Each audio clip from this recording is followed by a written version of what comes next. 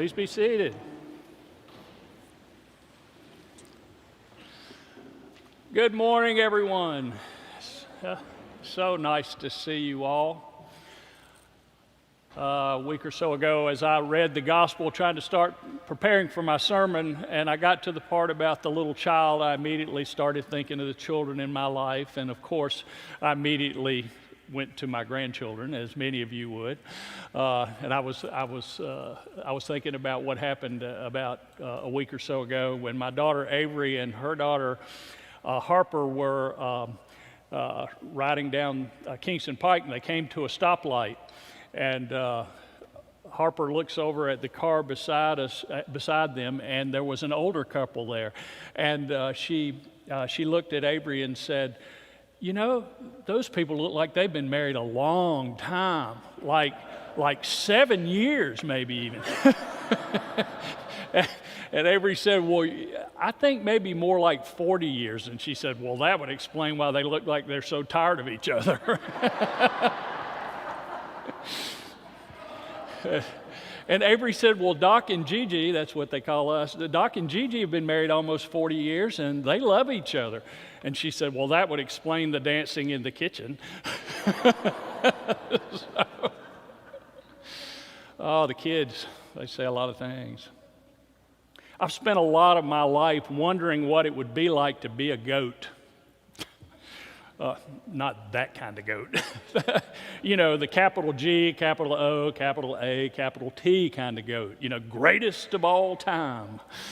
I've always wondered what it would be like to be number one, to be a champion, to be the best of all. After all, isn't that who we celebrate in our society? The great athlete, the great entrepreneur, the great political leader, the great entertainer. To be fair, we occasionally celebrate great philanthropists too, but in the scheme of things, that's pretty rare.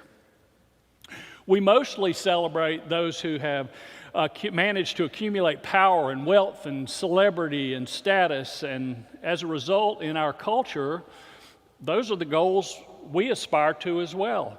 And whether we really mean to or not, we teach our kids that they should aspire to those kind of values, to that kind of greatness too. I confess that it all makes me a bit crazy. I don't really know, for example, any of the Kardashians personally. They might be just really wonderful people, but I don't know for the life of me why I really should be able to keep up with them.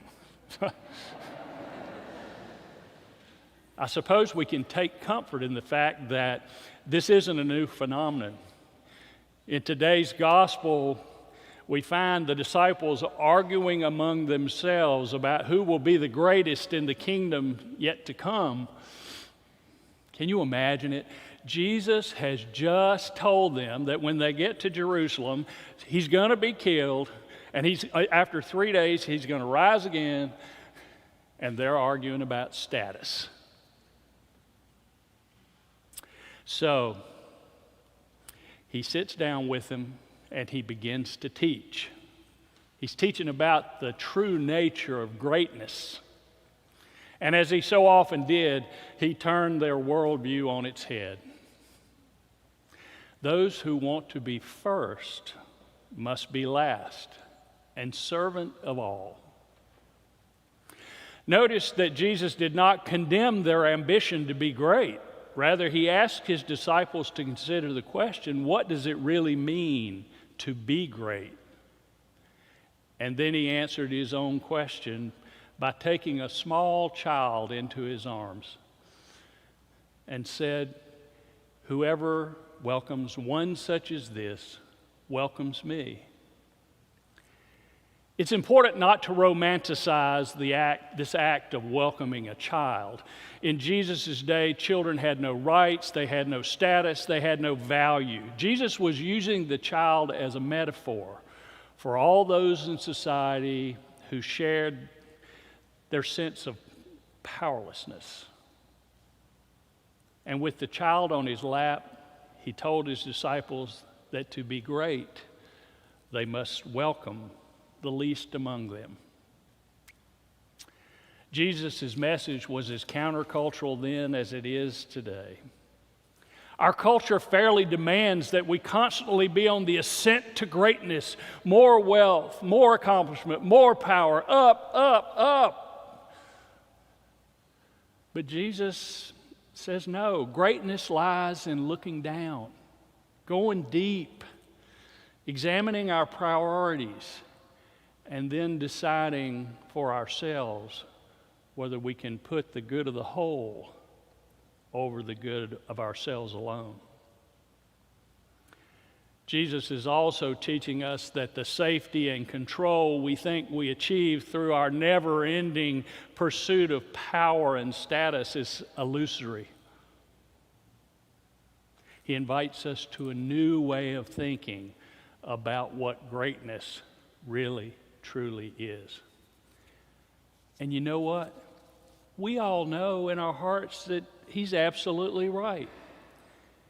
Think for just a minute about the great people in your life.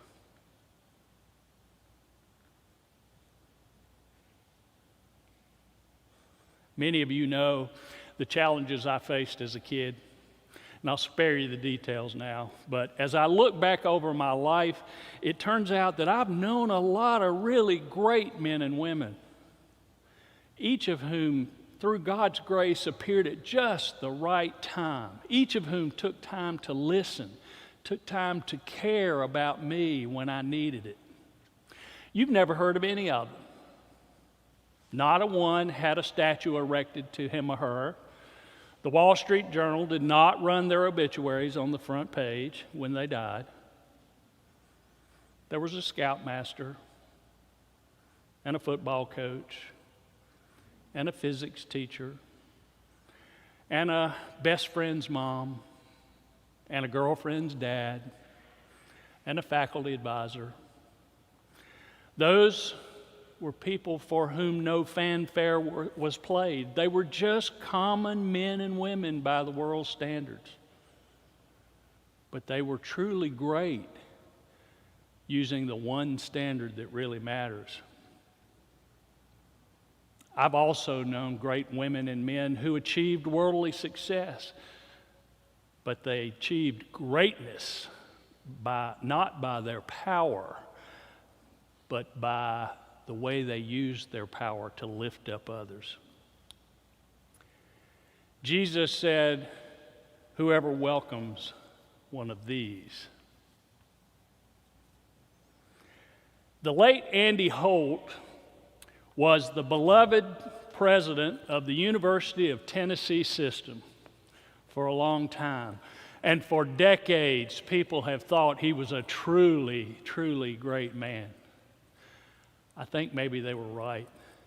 When I moved here in 1985, I heard about Dr. Holt. He was still alive, but he was no longer president. And so I asked somebody to tell me what he was really like. And they said, "I think we can tell you what he was like in one story."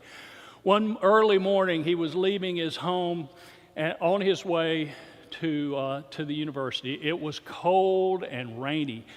And as he drove to the university, he spotted a student. He recognized a student walking on Cherokee Boulevard in the rain. And he pulled over, he rolled down his window and said, "Jump in, son, I'll give you a ride." So the student climbed in the car.